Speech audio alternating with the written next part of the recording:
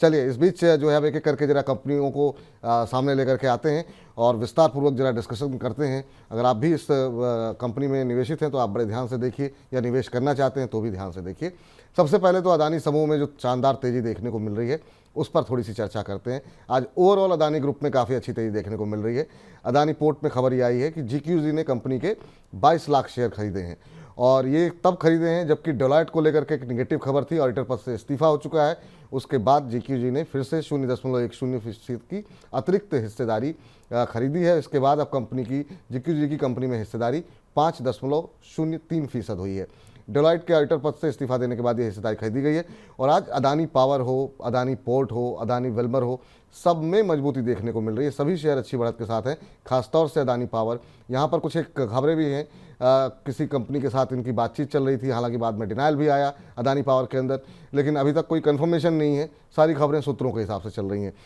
अरुण जी, फिर से एक बार जो है अदानी समूह जो है वो सुर्खियों में है, कभी बुरी खबरों के लिए, कभी अच्छी खबरों के लिए। हिस्सेदारी लगातार, इन्वेस्टमेंट, तमाम जितनी निगेटिव खबरें आती हैं उसका हम देखते हैं कहीं ना कहीं बाहर से इन्वेस्टमेंट जरूर आ जा रहा है। आपकी सलाह अदानी समूह को लेकर के, और आज की जो दो खबरें हैं अदानी पावर और अदानी पोर्ट पे खासतौर से आपकी राय। देखिए विपुल जी, वैसे तो काफी बार डिस्कशन भी हो चुका है, एक शो भी हमने अडानी ग्रुप पे किया था, पर जो दो ही स्टॉक मुझे हमेशा से पसंद आया, अडानी पोर्ट और अंबुजा सीमेंट, और ये दो ही स्टॉक में काफी बार रिकमेंड भी कर चुका और वहां से रिटर्न्स भी काफी अच्छे बने हैं। जहां तक अडानी पावर की बात है, डेफिनेटली अच्छे मोमेंटम में है, और जीकेजी पार्टनर जो जैन साहब का जो फंड है, वहां से भी बड़ा निवेश इस कंपनी में ऑलरेडी आ चुका है। अडानी पोर्ट में भी उन्होंने निवेश किया, तो डेफिनेटली ओवरऑल मोमेंटम में है सभी ग्रुप के स्टॉक्स। और हो सकता है 2 से 3 दिन और मोमेंटम भी नजर आए, क्योंकि अंडर ओन स्टॉक्स नजर आ रहे हैं, क्योंकि गिरावट भी काफी हो चुकी है। तो हो सकता है मोमेंटम अच्छा बनता हुआ नजर आए। टेक्निकली डेफिनेटली वॉल्यूम्स काफी अच्छे हैं, अपसाइड मोमेंटम और भी बन सकता है। अगर अडानी पोर्ट और अंबुजा आपके पास है तो डेफिनेटली होल्ड करें। अगर दूसरे ग्रुप के स्टॉक्स है, अगर आपके कॉस्ट टू कॉस्ट भी आते हैं, अगर प्रॉफिट्स में भी है, तो ट्रेलिंग स्टॉप लॉसेस या फिर कॉस्ट टू कॉस्ट आते हैं, प्रॉफिट्स में आते हैं, तो धीरे धीरे एग्जिट करने की सलाह रहेगी। कोई बड़ा इन्वेस्टमेंट की सलाह अभी नहीं है। इस ओवरऑल ग्रुप में देखें तो अंबुजा सीमेंट और अडानी पोर्ट्स, ये दो स्टॉक पे ही मुझे लग रहा है काफी अच्छे रिटर्न देखने को मिल सकते हैं। दो स्टॉक्स पे नज़र बना के रखिए। लेकिन सर सवाल अब ये होता है, जैसे कि जब हम लोगों ने शो किया था, जब आपने रिकमेंड किया था, तब उस समय अदानी पोर्ट 600-650 के आसपास था, 700 के। अब माफ़ कीजिएगा, अब हम देख रहे हैं कि 850 के ऊपर पहुंच चुका है।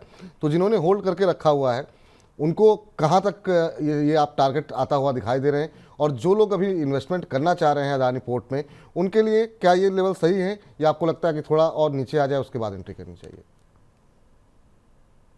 देखिए विपुल जी, ये क्वेश्चन रहे जहाँ पे सभी की नजरें हैं, क्योंकि स्टॉक में मोमेंटम ऑलरेडी आ चुका है और काफी लोगों के मन में ये है कि वो रैली मिस ना कर जाए, या ओवरऑल जो करेक्शन है उसका फायदा ना उठा पाए। इसीलिए मैंने हमेशा कहा है, अगर आप चुनना चाहते हैं किसी भी ग्रुप में, अगर उसमें करेक्शन आया, अगर चुनना चाहते हो, बेस्ट स्टॉक को ही चुने। इसलिए बेस्ट स्टॉक अडानी पोर्ट्स और अंबुजा ही रहेगा।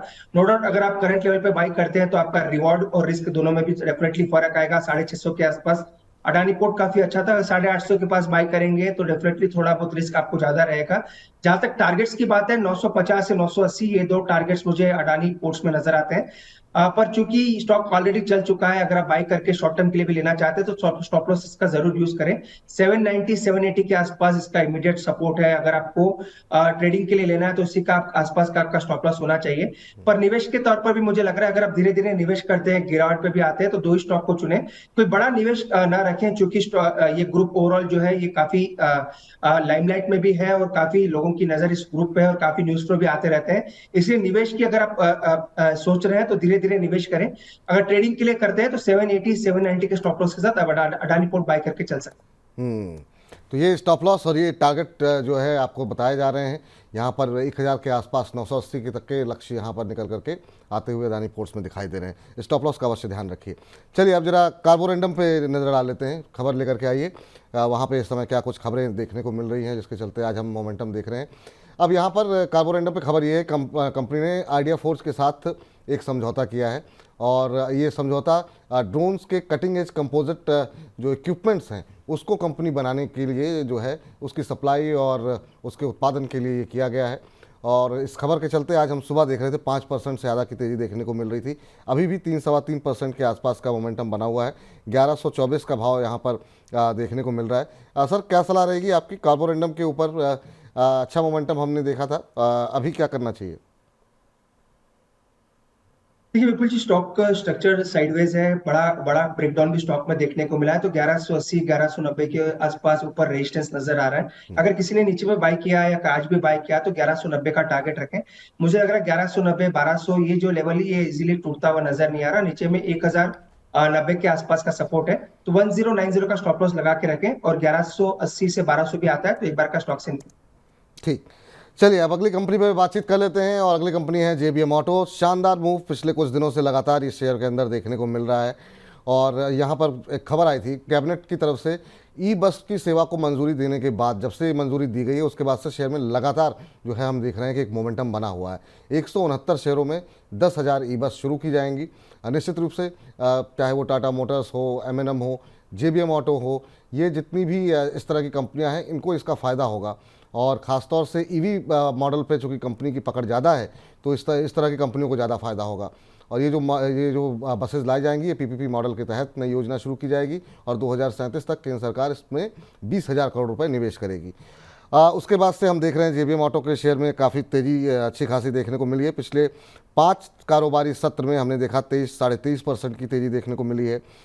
इसके अलावा पिछले 6 महीने की बात करें तो 160% की तेज़ी पिछले 6 महीने के अंदर देखने को मिली है। तो शानदार मूव। अब जरा एक बार चार्ट भी दिखा दीजिएगा, ये देखिए ज़रा जेबीएम ऑटो, शानदार तेज़ी यहाँ पर 1494-95 के आसपास अब ये शेयर ट्रेड करता हुआ दिखाई दे रहा है। सर एक साल के अंदर 270% जो है वो ये तेज़ी दिखा चुका है। और कितना अपसाइड देख रहे हैं आप? जो लोग फ्रेश बाइंग करना चाहते हैं उनके लिए आपकी राय, और जो लोग पहले से निवेशित हैं उनको कहाँ पे प्रॉफिट बुक करना चाहिए? देखिए विपुल जी, पहले तो ये चीज आपको जरूर ध्यान रखनी है। अगर कोई नया निवेशक अभी इस लेवल के ऊपर स्टॉक में जा रहा है तो उसका रिस्क काफी हाई रहेगा, क्योंकि स्टॉक ऑलरेडी 600 से ऑलमोस्ट 1500 के आसपास आ चुका है और कुछ ही महीनों में इसने ये ऊपर के लक्ष्य हासिल किए हैं। तो मुझे लग रहा है थोड़ा बहुत अगर आप ट्रेडिंग करना चाहें तो डेफिनेटली आप बाय करके चल सकते हैं। पर निवेश के लिए कोई बड़े रिटर्न्स की अगर आप अपेक्षा कर रहे हैं करंट लेवल से तो आपके रिस्क भी काफी हाई रहेंगे। स्टॉक जो डेफिनेटली मोमेंटम में है, पर बड़ा मोमेंटम ऑलरेडी आ चुका है तो रिस्क भी काफी हाई रहेगा। पर जहां तक ट्रेडिंग की बात है, 1490 के आसपास चल रहा है तो करंटली आप ट्रेडिंग के लिए डेफिनेटली बाय करके चल सकते हैं। 1420 1430 का इसका सपोर्ट है, उसी के स्टॉप लॉस से बाय करके चलें, क्योंकि आज ही 8% का मोमेंटम ऑलरेडी आ चुका है। तो ट्रेडिंग के लिए अगर आप रखते हैं तो स्टॉप लॉस टारगेट का जरूर ध्यान रखें। नए निवेश की राय नहीं है करंट लेवल पे, क्योंकि मोमेंटम बड़ा आ चुका है। तो बड़े मोमेंटम के लिए बड़े बड़े मोमेंटम के बाद अगर आप बाय करते हैं तो आपका रिस्क और रिवॉर्ड मैच नहीं करता है, इसलिए ट्रेडिंग के लिए बाय करना चाहे तो कर सकते हैं। 1420 का स्टॉप लॉस लगाएं और ऊपर में 1570 1580 इसका इमीडिएट टारगेट रहेगा। नए निवेश की राय नहीं है, पर ट्रेडिंग पर जरूर लेके चल सकते हैं। नए निवेश की सलाह तो नहीं रहेगी, लेकिन एक ट्रेडिंग स्टॉप लॉस के साथ जो है आप ट्रेड कर सकते हैं। ट्रेडिंग स्ट्रेटजी के साथ आप काम काज करें यहाँ पर। चलिए अगली कंपनी लेकर के आइए स्क्रीन पर, और यहाँ पर क्या कुछ खबरें हैं केईसी इंटरनेशनल को लेकर के, उस पर भी नजर डाल लेते हैं।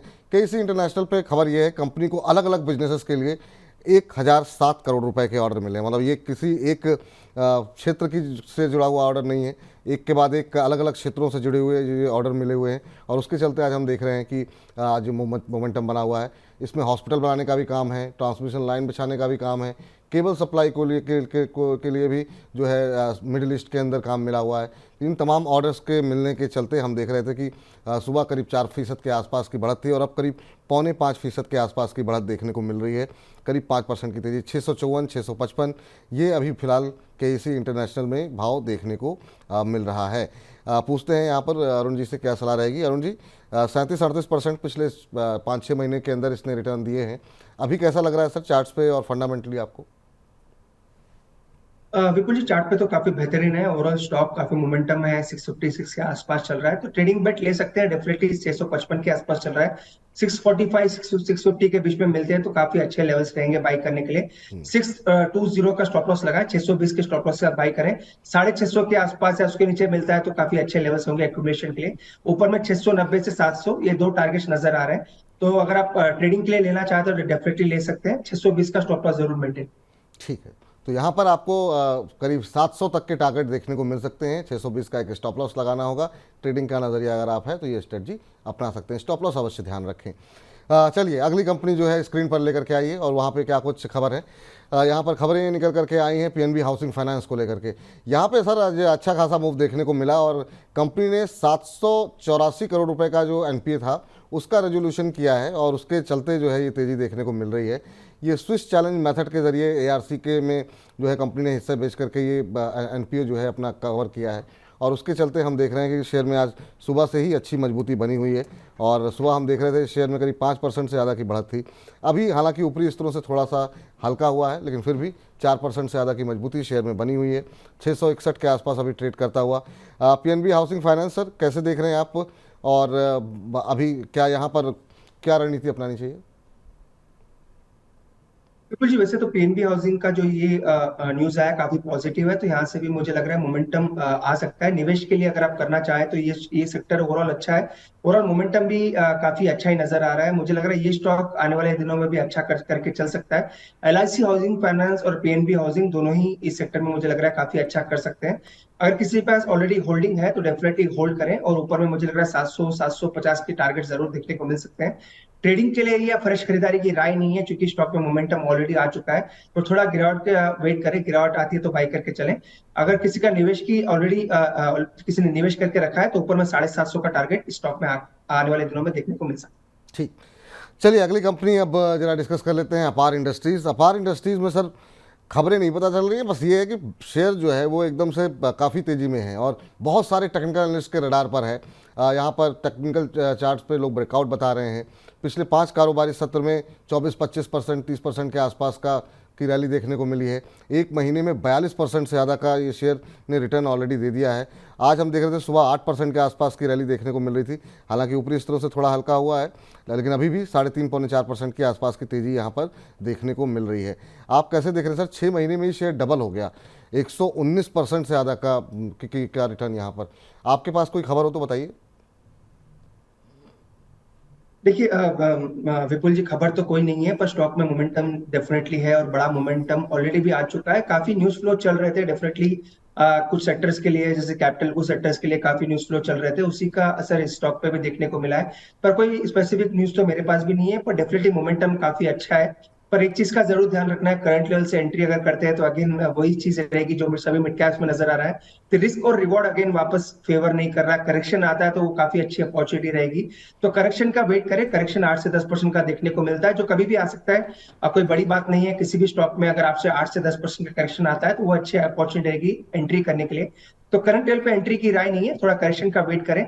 ओवरऑल स्टॉक मोमेंटम है, इसलिए रिटर्न्स अच्छे बन सकते हैं। 8 से 10% का करेक्शन स्टॉक में आता है तो वो अच्छे लेवल्स होंगे बाइक।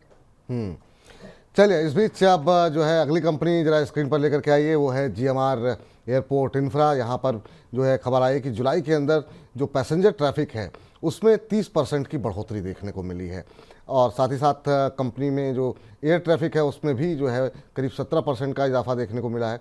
पिछले साल के मुकाबले पैसेंजर ट्रैफिक बढ़ करके 98.6 लाख यात्री रहा है और ये ट्रैफिक बढ़ने की जो खबर है जुलाई महीने की, और वो अगस्त में और आने वाले समय में त्योहारी जो सीज़न होगा उसमें और बढ़ने की उम्मीद के चलते आज हम देख रहे थे कि 1% से ज़्यादा की तेज़ी सुबह के सत्र में देखने को मिल रही थी।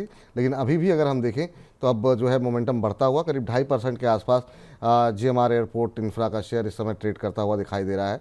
पिछले एक महीने के अंदर 23-24% के आसपास की रैली रही है। 6 महीने में 40% ये शेयर चला हुआ है। आपकी क्या सलाह रहेगी सर? करंट लेवल पर अभी खरीदारी कर सकते हैं क्या? बिल्कुल जी, अगर ट्रेडिंग का व्यू है तो डेफिनेटली कर सकते हैं। स्टॉक में बड़ा मोमेंटम आया, बड़ा ब्रेकआउट्स भी देखने को मिल रहा है और 54-55 के आसपास चल रहा है। ये भी एक ब्रेकआउट रेंज के ऊपर ही ट्रेड कर रहा है, तो डेफिनेटली ट्रेडिंग के लिए बाई करके चल सकते हैं। 52 का स्टॉप लॉस लाके बाई करें। मोमेंटम में मुझे लग रहा है 59-60 तक स्टॉक ऊपर में जा सकता है। न्यूज फ्लो काफी पॉजिटिव है, रिजल्ट्स भी in line with market expectation आए थे, जो कि मेरे ख्याल से लास्ट वीक या पिछले 10 दिन के अंदर इसके रिजल्ट्स आए थे, तो मोमेंटम काफी अच्छा है।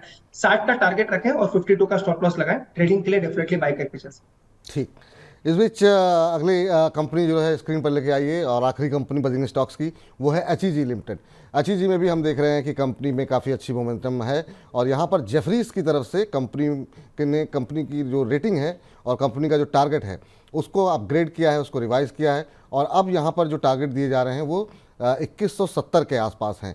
अभी हम देख रहे हैं कि 1773 के आसपास से शेयर जो ट्रेड करता हुआ कई सारे कारण उसमें गिनाए गए हैं। कंपनी का एबिटा में बढ़ोतरी की उम्मीद जताई गई है। इसके अलावा कंपनी जल्द ही ग्रेफाइट की एक विशेष जो उत्पाद होता है उसका उत्पादन भी उस क्षेत्र में उतरने वाली है। अभी देखें तो करीब 4.25-4.5% की तेज़ी अब देखने को मिल रही है एचईजी लिमिटेड में। 1775 का लेवल देखने को मिल रहा है। सर, आपकी क्या सलाह रहेगी एचईजी के ऊपर? पिछले 6 महीने के अंदर 80-81% के आसपास की रैली हमने देखा है एचईजी में आती हुई।